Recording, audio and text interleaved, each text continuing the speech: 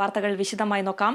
കോഴിക്കോട് നഗരത്തിൽ ആംബുലൻസിന് തീപിടിച്ച് രോഗി വെന്തു മരിച്ചു. മലബാർ മെഡിക്കൽ കോളേജിൽ നിന്നും മിംസ് ആശുപത്രിയിലേക്ക് രോഗിയുമായി വരികയായിരുന്ന ആംബുലൻസാണ് ട്രാൻസ്ഫോമറിൽ ഇടിച്ച് കത്തിയത്. രോഗിയായ നാദാപുരം സ്വദേശിനി സുലോചനയാണ് വെന്തു മരിച്ചത്. വിശദാംശങ്ങളുമായി റിയാസ് KM ചേരുന്നുണ്ട്. റിയാസ്, കോഴിക്കോട് നഗരത്തെ തന്നെ നടുക്കിയ ഒരു അപകടം. എങ്ങനെയാണ് ഈ അപകടം ഉണ്ടായത്? എന്തൊക്കെയാണ് വാർത്തയുടെ കൂടുതൽ വിശദാംശങ്ങൾ? അതിന് ഇന്ന് പുലർച്ചെ 3 മണിയോടുകൂടിയാണ് ഈ അപകടം കോഴിക്കോട് നഗരമധ്യത്തിൽ തന്നെ നടന്നത്. കോഴിക്കോട് മിംസ് ആശുപത്രിക്ക് സമീപത്തു നിന്നും 1 കിലോമീറ്റർ മാത്രം ദൂരെ മാറി ആണ് ഈ അപകടം നടന്നത്. ഇന്ന് കോഴിക്കോട് ഏറെ കാലമായി നഗരത്തിൽ ഇന്ന് വലിയ തോതിൽ മഴ ലഭിച്ചിരുന്നു. രാത്രി പുലർച്ചെ 12 മണി മുതൽ പെയ്ത മഴ പുലർച്ചെയും ശമിച്ചിട്ടുണ്ടായിരുന്നില്ല. അങ്ങനെ ഈ കോഴിക്കോട് മലബാർ മെഡിക്കൽ കോളേജിൽ നിന്നാണ് മുടക്കലൂരിലെ മലബാർ മെഡിക്കൽ കോളേജിൽ നിന്നും നാദാപുരം സ്വദേശിനിയായ 57-കാരി സുലോചനയുമായി വന്ന ആംബുലൻസ് ഈ മഴയിൽ തന്നെ നിയന്ത്രണം വിട്ട് റോഡരികിലുള്ള ട്രാൻസ്ഫോമറിന്റെ ചെറുരൂപമായിട്ടുള്ള AB യൂണിറ്റിൽ ഇടിക്കുകയായിരുന്നു.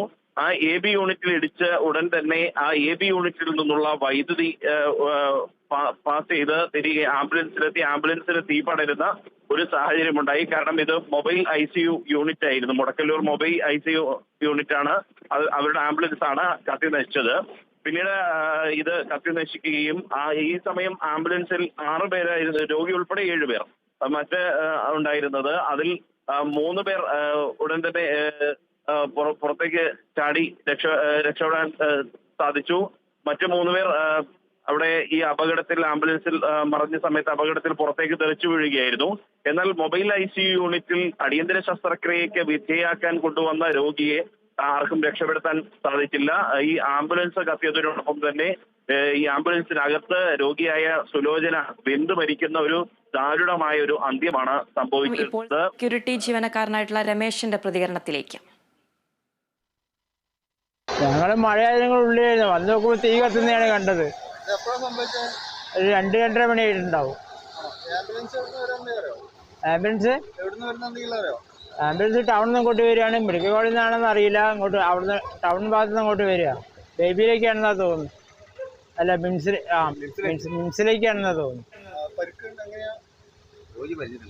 ഒരു രോഗി മരിച്ചിരിക്കുന്നു. അത് കരിഞ്ഞു വയ്ക്കുന്നു. ഫയർഫോഴ്സ് 5 മിനിറ്റ് കൊണ്ട് ഫയർഫോഴ്സ് എത്തി.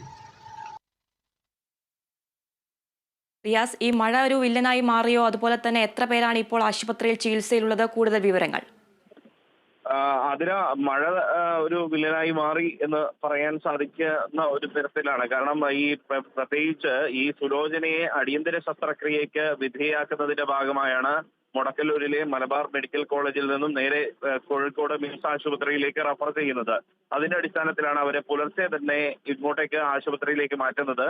അവരുടെ ബന്ധുക്കളും അയൽവാസികളുമായ ആളുകൾ നേരത്തെ തന്നെ പുലർച്ചെ 2:30 തന്നെ മിംസ് ആശുപത്രിയിൽ എത്തുകയും കൂടാതെ ബാക്കിയുണ്ടായിരുന്നവർ, അതായത് സുലോചനയുടെ ഭർത്താവ്, ഒപ്പം തന്നെ ഇവരുടെ അയൽവാസിയായ പ്രസീത, കൂടാതെ ഈ മൊബൈൽ യൂണിറ്റ് ആയതുകൊണ്ട് തന്നെ മലബാർ മെഡിക്കൽ കോളേജിലെ ഡോക്ടറായിട്ടുള്ള ഫാത്തിമ, 2 നഴ്സിംഗ് സ്റ്റാഫുമാർ എന്നിവരാണ് ഡ്രൈവറെ കൂടാതെ ഈ ആംബുലൻസിൽ ഉണ്ടായിരുന്നത്. പിന്നീട് സുലോചനയാണ് ഉണ്ടായത്. മൊബൈൽ ICU യൂണിറ്റിൽ സുലോചനയെ, കാരണം നമുക്കറിയാം മൊബൈൽ ICU യൂണിറ്റിൽ ഒരു രോഗി എങ്ങനെയാണ് കിടത്തുക എന്നൊക്കെ നമുക്ക് വളരെ വ്യക്തമായി അറിയാം. അങ്ങനെ കിടത്തിക്കൊണ്ടുവരുന്നതിനിടെയാണ്, കാരണം പെട്ടെന്ന് തന്നെ അടിയന്തര ശസ്ത്രക്രിയയ്ക്ക് വിധേയാക്കേണ്ടതുണ്ട്. ഈ ഒരു ഭാഗം, അപകടം നടന്ന ഭാഗം എന്ന് പറയുന്നത് ചെറിയൊരു വളവൊക്കെയുള്ള പ്രദേശമാണ്. അപ്പോൾ സ്വാഭാവികമായും ഈ വളവിൽ വെച്ച് വേഗതയിൽ ആംബുലൻസ് എത്തുന്ന സമയത്ത് ഈ മിംസ് ആശുപത്രിയാണ് ലക്ഷ്യസ്ഥാനം. ആ ലക്ഷ്യസ്ഥാനത്തിൽ എത്തുന്നതിന് തൊട്ട് മുന്നോടിയായി ഈ വളരെ ദാരുണമായ ഈ അപകടം സംഭവിക്കുകയായിരുന്നു. ആദ്യം നിയന്ത്രണം വിട്ട് നേരെ ഈ ആംബുലൻസ് കൊണ്ടുപോയി റോഡരികിലുള്ള KSEBയുടെ ട്രാൻസ്ഫോമറിന്റെ ചെറുരൂപമായ AB വൈദ്യുതി തൂണിൽ പോയി ഇടിക്കുന്നു. അവിടെ നിന്നും ഈ ആംബുലൻസിലേക്ക് വൈദ്യുതി പ്രവഹിച്ചുകൊണ്ട് ഈ ആംബുലൻസ് അഗ്നിക്കിരയാകുന്നു. ഈ സമയം ആംബുലൻസിലുണ്ടായിരുന്ന 3 പേർ അപകടത്തിനിടെ പുറത്തേക്ക് തെറിച്ചു വീഴുന്നുണ്ട്.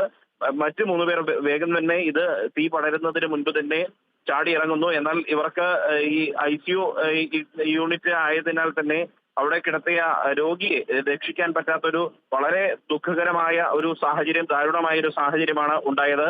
മാത്രമല്ല, ഈ കനത്ത മഴയുണ്ടായിരുന്നതും രക്ഷാപ്രവർത്തനത്തെ വലിയ തോതിൽ ബാധിച്ചു.